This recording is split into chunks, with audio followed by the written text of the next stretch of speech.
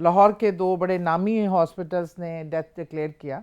कोई कफनाने और दफनाने का इंतज़ाम था, तो बस इंतज़ार हो रहा था मेरे वालिद साहब का। उन्होंने कराची से आना था और मेरे वालिद साहब जैसे ही आए वो मेरी मैयत को उठा कर भाग गए। तो मेरे वालिद साहब का और मेरा बड़ा एक शदीद किस्म का स्पिरिचुअल कनेक्शन था। तो मेरे वालिद साहब कहते थे कि अगर मेरी बेटी मरेगी, ये मरेगी, तो मुझे यहाँ पता चलेगा। मैं एक ऐसी चीज़ लोगों के सामने लेकर आना चाहता हूँ जो बहुत ज़्यादा दफ़ा डिस्कस भी हो चुकी है, आप बता भी चुकी है, लेकिन मेरी मजबूरी है, मैंने अपने व्यूज़ को जो बताने हैं। जी नाज़िम, सादिया सुहेर राना वो खातून हैं जो ये खुद ही बताएंगी कि ये 2 दफ़ा बकौल इनके कि इनकी डेथ हो चुकी थी। जी हाँ, इनकी डेथ हो चुकी थी। अल्लाह ताला का निज़ाम कुदरत है कि उन्होंने इनको ज़िंदगी दी और ये आज सादिया सुहेर राना हमारे सामने बैठी हुई। ये बहुत इंटरेस्टिंग स्टोरी है, आप माने ना माने, लेकिन इसमें हकीकत क्या है सादिया खुद ही बताएंगी। सादिया प्लीज़ थोड़ा सा बताइएगा। ये तो लोगों को भी ज़ुबानी याद हो गई होगी। बहरहाल आपका मेहरबानी तो बुलाने का, बहुत अच्छा प्रोग्राम। जहाँ तक मेरी ये है कि 2 बार मेडिकली डेथ डिक्लेयर होकर ज़िंदा होना, ये अल्लाह की कुदरत होती है, इसमें इंसान का तो कोई नहीं होता। एक जो वाक़या है वो तो मेरे बचपन का है। मैं अपेंडिक्साइटिस, अगर कोई भी जानता हो कि अपेंडिक्स अगर फट जाए तो वो बहुत जानलेवा हो सकती है अगर डायग्नोज ना हो टाइमली। तो मेरा 78 आवर्स तक डायग्नोज नहीं हुआ और मैं जो 2 हॉस्पिटल्स में लेके गए तो मुझे लाहौर के 2 बड़े नामी हॉस्पिटल्स ने डेथ डिक्लेयर किया और घर पर आके बस वही कफनाने और दफनाने का इंतज़ाम था। तो बस इंतज़ार हो रहा था मेरे वालिद साहब का। उन्होंने कराची से आना था और मेरे वालिद साहब जैसे ही आए वो मेरी मैयत को उठा कर भाग गए। 8-9 साल की थी। तो वो एक और लाहौर का हॉस्पिटल है गुलबर्ग का, UCH, और बड़ा नामी और डॉक्टर बेंजामिन अमेरिकन डॉक्टर थे उस टाइम वहाँ पे। उनके पास उन पे बड़ा इत्तेकाद था। सब कह रहे थे कि जब वो 2 हॉस्पिटल ने डेथ डिक्लेयर कर दिया है तो आप ऐसा क्यों कर रहे हो। तो मेरे वालिद साहब का और मेरा बड़ा एक शदीद किस्म का स्पिरिचुअल कनेक्शन था। तो मेरे वालिद साहब कहते थे कि अगर मेरी बेटी मरेगी, ये मरेगी, तो मुझे यहाँ पता चलेगा। मेरे दिल गवाही देगा और मेरा दिल गवाही नहीं दे रहा। वो कह रहा है कि ये जिंदा है। अब डॉक्टर बेंजामिन साहब ने भी मुझे चेक किया और देखा। उन्होंने भी कहा कि कोई आसार नहीं है, क्योंकि बिल्कुल लाश की तरह मैं फूल गई हुई थी। सब जहर फैल गया था पूरी बॉडी में। और डॉक्टर साहब ने फिर देखा, अब्बू ने रिक्वेस्ट की, फिर देखा। फिर उन्होंने कहा कि आपका यकीन का मतलब वजह क्या है। उन्होंने कहा कि मेरी ये ना जो एक इंटरनल मेरा बिलीव है ना, सेटिस्फेक्शन नहीं हो रही मुझे। हाँ। इसको सोचते हुए, आप इसको नजर रखते हुए अब देखें। तो अब पता नहीं वो अल्लाह की कुदरत थी क्या था। अल्लाह ने जब ज़िंदगी देनी हो तो बहाने ही बनते हैं। तो उसने जब उस टाइम तीसरी बार चेक किया, थॉरो चेकअप किया, तो उसमें उसको कहीं पल्स एकदम ऐसा फील हुई, कोई रमक फील हुई ज़िंदगी की। तो फिर उसने मुझे कहा कि मेरे वालिद साहब से कहा कि मैं सर्जरी तो कर रहा हूँ और इसमें इसका बहुत बुरा हाल हो चुका होगा, आंतें सारी गल गई हैं जो भी, तो पता नहीं किस शेप में बचेगी ये, हमें ये नहीं पता। मैं गारंटी नहीं दे सकता कि अगर बच गई तो किस सिचुएशन में होगी। तो मेरे वालिद साहब ने कहा बस ज़िंदा हो, मेरे सामने पड़ी हो, मुझे और कुछ नहीं चाहिए। तो वो एक बहुत ही तवील सर्जरी, और मैं 1 साल उसी हॉस्पिटल में एडमिट रही क्योंकि मेरी पूरी बाउल सिस्टम तबाह हो चुका था।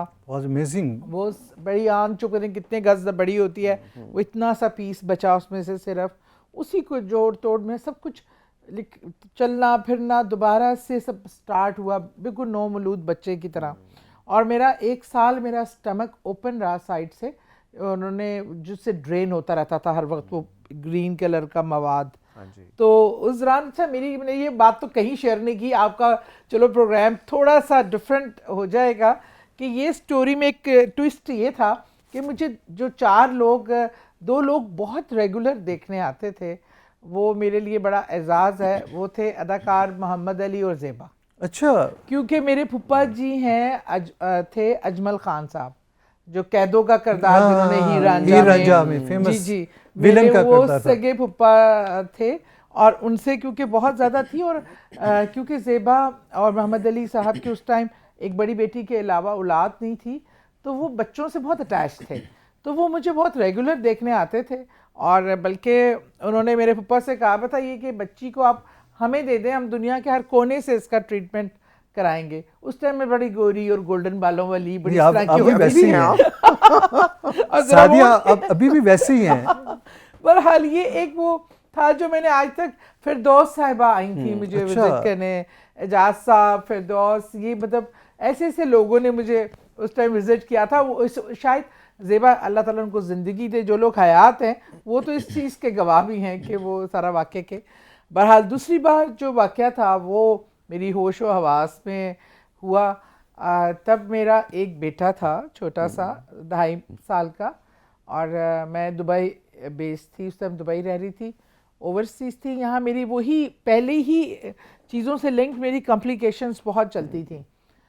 तो वो फिर उन्होंने सेकंड जो है वाक़या वो ऐसे ही था कि मैं हॉस्पिटल में वो थी, हॉस्पिटलाइज थी, और मेरे वालिद साहब और मेरी सास, वो भी बहुत इबादत गुजार ख़ातून थी, 13 हज किए हुए थे, बड़ी तहज्जुद गुजार, तो वो भी खड़े थे।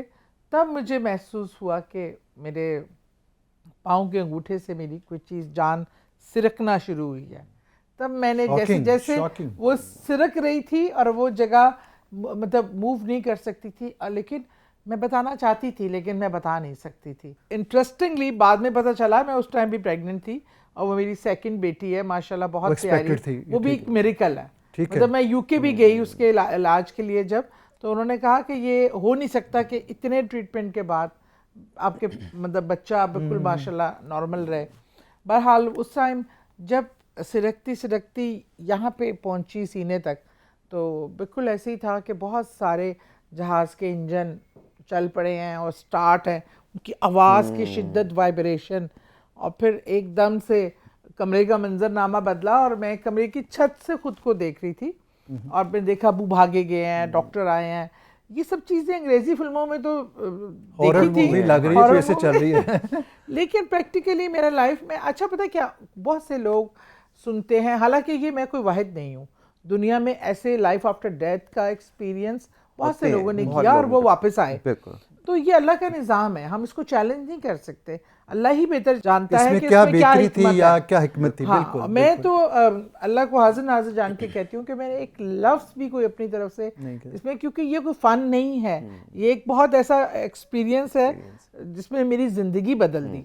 बहरहाल उसमें मैंने अब देखा कि डॉक्टर कोशिश कर रहे हैं, अब मुझे रियलाइज़ हो गया कि मैं इंतकाल कर चुकी हूँ, और जो पहली चेहरा मेरे आंखों के सामने आया वो मेरे 2.5 साल के बेटे का था, अली शान का। और मैंने कहा नहीं अल्लाह ताला, मैं माँ के बगैर, वो कैसे मेरे बगैर नहीं रहता, वो बहुत उदास हो जाता है। अब मैं अल्लाह ताला से, अब एक माँ जंग कर रही है, अब कोई एक आम औरत नहीं रही, अब एक माँ थी और अल्लाह ताला की ज़ात थी, और मैं कह रही हूँ नहीं अल्लाह मुझे वापस जाने दे, मेरा बच्चा बहुत छोटा है, अल्लाह मुझे, अब मुझे लग रहा है मैं मुखातिब हूँ, मेरे साथ ही है, अल्लाह आपके साथ ही होता है हर जगह पे, तो वो मैं अब एक जंग चल रही है।